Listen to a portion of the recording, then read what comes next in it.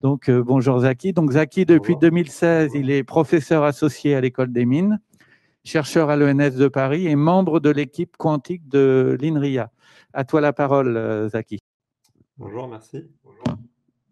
Alors, je cherche juste les marques sur les slides.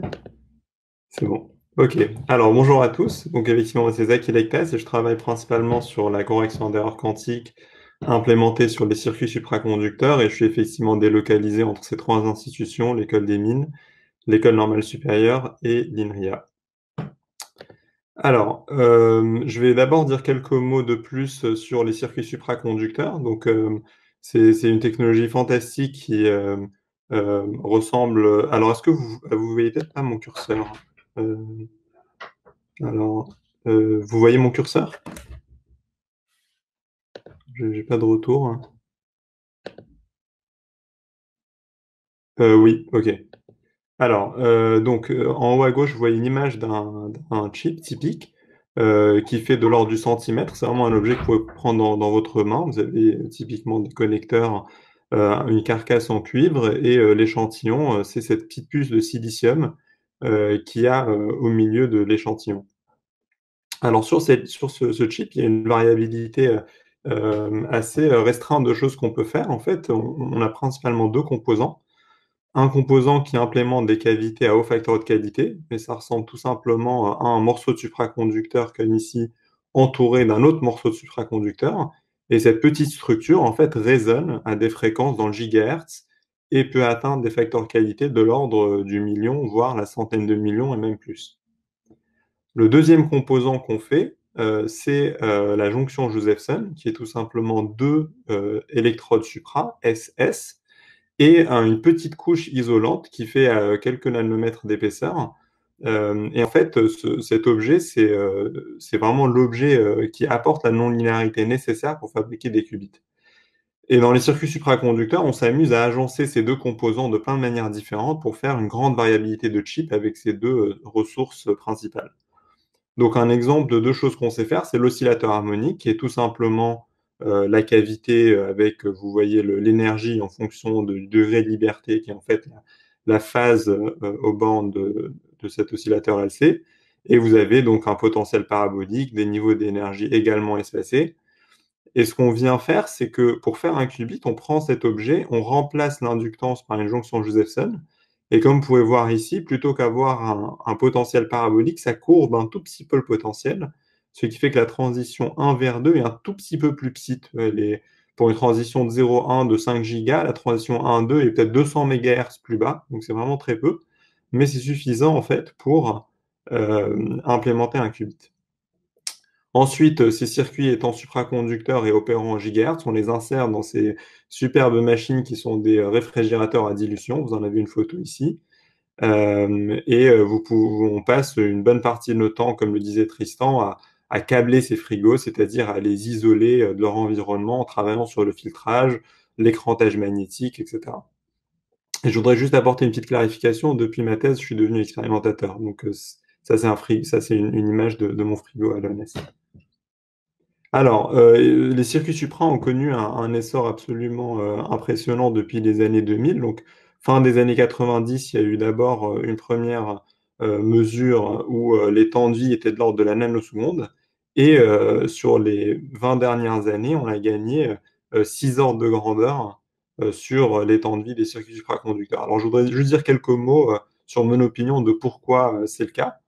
La première chose, c'est qu'on est béni avec ce phénomène de physique qui est la supraconductivité, qui permet d'avoir du transport sans perte. Et même à des fréquences, même à des radiofréquences, on peut avoir très très peu de pertes et donc avoir des faillités très longs. La deuxième chose, c'est que le phénomène de l'effet Josephson, qui apporte de la non-linéarité, semblerait-il pour l'instant qu'il n'apporte pas de décohérence non plus. Alors la troisième chose, c'est qu'on opère au gigahertz et il s'avère, donc c'est pas complètement hasard, c'est que toute l'industrie télécom qui opère le Wi-Fi, les téléphones portables, etc., opère au gigahertz et du coup on hérite de tout un écosystème industriel et comme ça on peut acheter nos instruments à des plutôt bons marchés et d'une qualité vraiment superbe. Et enfin, encore une fois, comme en parlait Tristan, c'est qu'on bénéficie énormément de l'industrie semi-conductrice qui a développé tous ces processus de nanofabrication. Et c'est comme ça que cette start-up, par exemple, à Rigetti en Californie, peut faire cette espèce de chip qui a l'air d'une grande complexité. Et quand on zoome, il y a énormément de structures. Et en fait, c'est pour le standard des semi-conducteurs, c'est pas très compliqué en fait en termes de nanofabrication. Ou du moins, on est fourni avec les bons appareils pour pouvoir le faire. Alors, je vais maintenant dire quelques mots sur la convection d'ordre quantique. Donc, on manipule effectivement des bits quantiques qui ont deux états possibles, 0 et 1. Et malheureusement, on va dire, ils s'occupent à des environnements non contrôlés, que je symbolise ici. Alors, l'impact qu'a cet échange ou cette interaction non contrôlée avec l'environnement, c'est deux types d'erreurs. Ce qu'on appelle les bit flips, c'est-à-dire que les 1 et les 0, un qubit dans l'état 1 a tendance à basculer vers 0 et vice-versa. Et ce qu'on appelle des phase flips, c'est-à-dire ça c'est purement quantique, c'est-à-dire qu'une superposition 0 plus 1 deviendrait soudainement 0 moins 1. Alors, quand ça a été réalisé dans les années 90, qu'il y avait ces erreurs et que ça a corrompé l'information quantique, ça avait l'air complètement perdu, mais en fait, dans la foulée, il y a eu des papiers fondateurs qui ont démontré qu'en fait, il était possible d'agencer plein de qubits qui sont imparfaits dans des structures, par exemple, je représente ici le surface code, de telle sorte à ce que le tout forme un bit quantique protégé. Alors, ça, c'est très important, hein, mais par contre, il faut se rendre compte qu'il y a un prix à payer. C'est que pour faire un bit quantique protégé, vous avez besoin de beaucoup de bits quantiques physiques, donc beaucoup de disques bleus. Et je mets ça entre guillemets parce qu'effectivement, c'est très difficile de donner un chiffre exact, mais c'est de l'ordre de plusieurs milliers, voire dizaines de milliers de qubits physiques par qubit logique, c'est-à-dire qubit protégé. Et en fait, il n'y a rien de fondamental avec ce chiffre, hein. C'est pas qu'il y a une loi de la nature qui nous dit que c'est forcément un gros chiffre. Moi, je suis persuadé qu'en fait, en rusant sur les manières d'encodage, comme je vais vous montrer l'idée sur laquelle je travaille moi, on peut réduire cet overhead qui est le nombre de qubits physiques par qubit logique. Alors, voici notre idée à nous. C'est que contrairement au qubit standard où vous avez un potentiel, deux états de 0 et 1 avec deux fonctions d'onde pour l'état 0 et pour l'état 1 qui ont des recouvrements spatiaux, et ça, on sait que ça induit d'énormes erreurs, notre qubit à nous est ce qu'on appelle non local. C'est-à-dire qu'effectivement, le 0 et le 1 vont être à deux zones différentes de l'espace des phases. Alors, je m'explique. Premièrement, effectivement, on encode l'information dans une variable continue qui est l'espace des phases d'une cavité. Là, je représente une cavité, l'espace des phases. Et ce qu'elle a de très particulier, cette cavité, c'est qu'elle est active, c'est-à-dire qu'on est en train de continuellement injecter de l'énergie. Et en plus, ça c'est très bizarre, on est continuellement en train de sortir de l'énergie. Donc ça paraît complètement aller à l'encontre de ce qu'on voudrait faire quand on veut protéger de l'information quantique. Et pourtant, on est en train de dire qu'en interagissant plus, mais de la bonne manière, on peut en fait protéger contre des erreurs. Donc il est possible de se représenter cette physique de l'oscillateur qui échange de manière non linéaire avec l'environnement par ce potentiel, ou un métapotentiel, qui est en fait deux minima, 0, 1, deux endroits différents. Et ce qui est très important, c'est qu'en fait, en écartant la distance entre ces deux états 0 et 1, pour les rendre vraiment, disons, lointains l'un de l'autre dans l'espace des phases, on peut en fait supprimer exponentiellement les transitions de 1 vers 0. Ok, c'est ce qu'on va montrer ici. Maintenant, il y a un deuxième aspect qui est que le fait qu'on réside dans un espace des phases continu, c'est très important parce que ça nous permet de faire des portes. Je reviendrai là-dessus après. Alors, maintenant, on n'est pas les seuls hein, à faire des qubits non locaux. Il y en a plusieurs d'autres. Et ici, je vous rappelle que l'idée, hein, c'est d'augmenter cette distance pour exponentiellement supprimer des transitions entre les états 0 et 1. Si je fais une petite zoologie des qubits non locaux, vous avez tous ces jargons, heavy fluxonium, cause de phi 0, pi, ker-4, etc. Et même nos collègues en matière condensée qui font des qubits de Majorana, où là, la non-localité, elle est spatiale au sens propre du terme, c'est-à-dire que vous avez ici une distance physique qui est de l'ordre de 500 nanomètres et que vous avez aux deux extrémités de ce fil la localisation d'état et donc ils sont suffisamment loin pour pas sauter l'un vers l'autre. Vous avez exactement les mêmes idées ici, où le degré de liberté, ce n'est pas la position le long d'un fil, mais un degré de liberté un peu plus abstrait qui est la phase supra, et vous trouverez toujours cette structure de double potentiel où on met le 0 d'un côté et le 1 de l'autre. Alors, je vais rapidement passer sur ça. C'est un peu plus, disons, me prononcer sur ce que je veux dire par cet échange avec l'environnement. En fait, ce que j'entends par ça, c'est un opérateur qui échange des photons par paire. Donc ici, vous avez l'opérateur d'annihilation de photons avec une amplitude epsilon 2 qui est une amplitude qui est en fait un taux d'échange. Ça, on appelle ça dans le jargon de l'optique quantique un opérateur de squeezing, de compression. Et en plus, on a un opérateur de perte qui lui aussi, en fait, avec un taux kappa 2, perd des photons par paire. Et donc ça, c'est vraiment extrêmement, disons, peu répandu. Ce serait une cavité qui ne perd que des photons 2 par 2 et pas 1 par 1. Et on va dire comment est-ce qu'on le fait. Et ensuite, on peut construire à partir de cette dynamique hamiltonienne et avec cet opérateur de perte, on peut construire ce métapotentiel V et observer que les états stationnaires sont en fait pas un ou deux, mais en fait tout un espace vectoriel en fait d'états qui sont invariants par cette dynamique. Et vous avez en fait que les états, n'importe quelle superposition de l'état localisé ici et l'état localisé ici, et en fait, disons, ne varie pas pendant ces dynamiques. Et c'est ça qu'on va utiliser comme espace protégé pour encoder de l'information. Alors, là, je voudrais expliquer en quoi avoir fait ça protège contre des erreurs. Alors, l'intuition est la chose suivante. Je regarde mon espace des phases, ok, avec mes deux minima de potentiel, un localisé autour de moins alpha et l'autre autour de plus alpha. Ok. Je peux définir une espèce de sphère de bloc où le 0 c'est moins alpha, le 1 c'est alpha. Ok, je suppose pour l'instant que ce disque bleu est localisé en alpha, donc l'état 1 du coup. Et ce que je dis, c'est qu'en fait, on pense et on espère, du moins dans le domaine de l'information quantique et de la correction d'erreurs, que les erreurs sont locales, au sens où la conséquence d'interagir avec un environnement fait que cette particule va un peu diffuser autour de ce minimum de potentiel. Maintenant, cette correction à un taux kappa 2, ce qu'elle va faire, c'est que quasiment tout le temps, elle va me ramener et me rapatrier sur mon état alpha.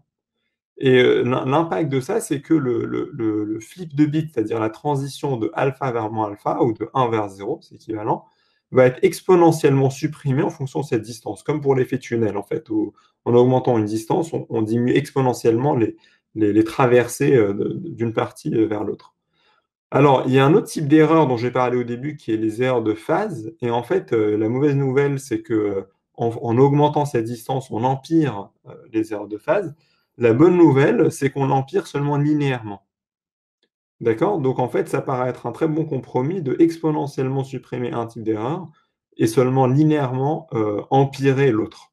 Et c'est ça qu'on va essayer de démontrer.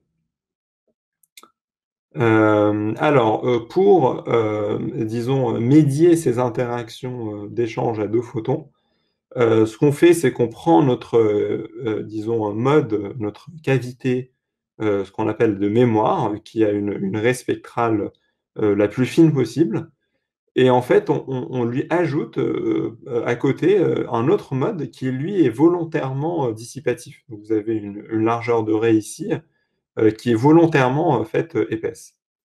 Et ce qu'on va faire, c'est qu'on va coupler ces deux modes via un élément non linéaire que je représente par cette croix, de telle sorte que quand j'applique une pompe à une fréquence très précise, qui est 2 fois la fréquence de la mémoire moins cette fréquence-là, vous avez ce processus-là qui se passe, c'est qu'on consomme des paires de photons de mémoire, on stimule l'émission d'un photon de pompe, et il y a un photon du mode buffer qui va se dissiper dans l'environnement. Et en fait, on peut aussi induire le processus inverse qui va créer l'injection de paires de photons. Donc, vous consommez des paires et vous injectez des paires de photons, qui est exactement ce qu'on voulait faire. Donc vous avez l'effet de paire de deux photons et l'effet d'ajout de deux photons. Alors, je vais passer un peu vite sur ça parce que je vais même le sauter. Et là, je vais vous montrer. Donc, nous, on n'est pas encore, disons, sur le côté dark de l'histoire. Je peux vous montrer sans problème mon chip.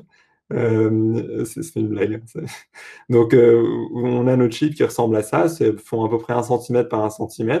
Là, c'est une image du chip qu'on lithographie ensuite. Et là, vous avez réellement une image, disons, prise avec un microscope du vrai chip. Et ce qu'on voit, c'est plein disons, de méandres, de choses. Et puis, si on regarde plus précisément, on voit notre résonateur de mémoire qui est ici en cyan, notre résonateur buffer qui est en vert ici, et tout un tas de filtres et de lignes pour venir communiquer avec ce système. Si je regarde maintenant en zoomant avec une vraie caméra, vous voyez ce couplage dont je vous ai parlé entre ce résonateur de mémoire avec cette capacité de couplage avec ce buffer.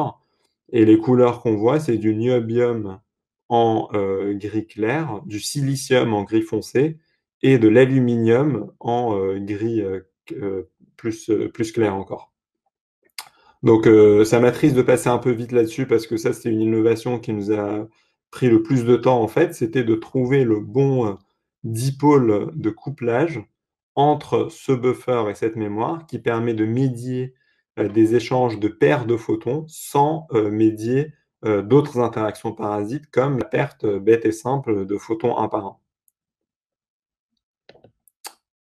Alors, ça aussi, je vais passer vite là-dessus. Donc, en fait, ce qu'on fait d'abord comme expérience de contrôle pour vérifier que notre système est bien calibré, c'est vérifier ce phénomène qui est que si je commence dans un voisinage de l'état alpha, je vais reconverger effectivement vers cet état alpha.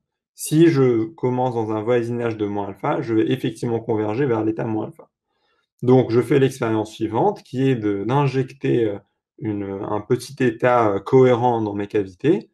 Donc ça, c'est le petit pulse bleu. Ensuite, j'active mes pompes qui activent le phénomène de dissipation par paire de photons.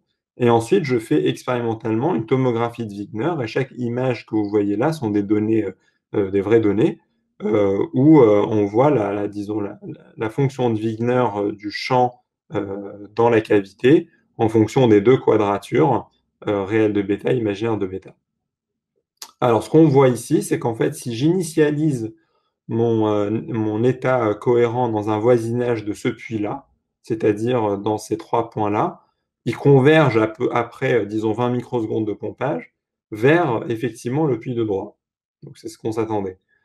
On voit aussi que si on initialise notre système dans les états à gauche, on converge à gauche. Et maintenant, il y a ces points rigolos. Si je démarre sur cette séparatrice, en fait, on converge vers un mélange statistique d'être à gauche ou à droite. Et là, on voit tout de suite qu'on a déjà un phénomène non trivial qui est la bistabilité ou la bidimensionnalité de l'espace des états disons, pointeurs de ce système. Alors maintenant, j'en viens à l'expérience principale qui consiste à préparer l'état alpha, activer le pompage pour un temps variable, faire ensuite poser la question, est-ce qu'on est dans alpha ou dans moins alpha? Donc vous voyez ici, je démarre dans l'état alpha, je laisse couler le temps, et vous voyez qu'en fait j'ai des bit flips parce que je suis en train de sauter de alpha vers moins alpha. Vous voyez ici, la tâche de gauche devient de plus en plus rouge. Donc ça c'est mauvais, ça veut dire que je suis en train d'avoir des bit flips. La question qu'on veut voir, c'est à quelle vitesse ce bit flip arrive et comment il dépend de la distance entre ces deux états, moins alpha et alpha. Et voici ce qu'on observe, c'est que si je trace le temps d'erreur, disons le temps d'erreur ou le temps de bit flip en fonction de la distance entre ces deux états, on voit effectivement, comme prévu par la théorie, une augmentation exponentielle. Notez que c'est une échelle log ici, d'accord? Et que quand j'augmente l'unité ici, c'est la racine carrée de nombre de photons. Quand j'augmente la distance entre mes deux états, j'augmente exponentiellement mon temps de vie, mon temps de bit flip. jusqu'à venir saturer, donc disons cette fête continue pas à l'infini malheureusement, ça vient s'arrondir et converger vers à peu près 1 milliseconde. Mais ce qui est important, c'est de constater qu'en fait, on a gagné avec cette technique un facteur 300 entre, disons, la cavité nue et cette cavité avec ce processus continu de correction d'erreurs autonome et continu. Et ce travail est apparu dans cet article ici un peu plus tôt dans l'année. Donc maintenant, une expérience qu'on doit absolument faire pour vérifier que ceci est compatible avec l'information quantique, c'est évidemment de vérifier que les phase flips, qui sont ces erreurs qui brouillent les cohérences quantiques, n'augmentent que linéairement avec cette distance. D'accord? Donc ce qu'on voit tout de suite ici, en fait, c'est que, alors excusez-moi, tout à l'heure, j'ai dit que c'est la racine carrée du nombre de photons, c'est en fait c'est le nombre de photons, pas la racine carrée du nombre de photons. Ici, c'est correctement. Voilà.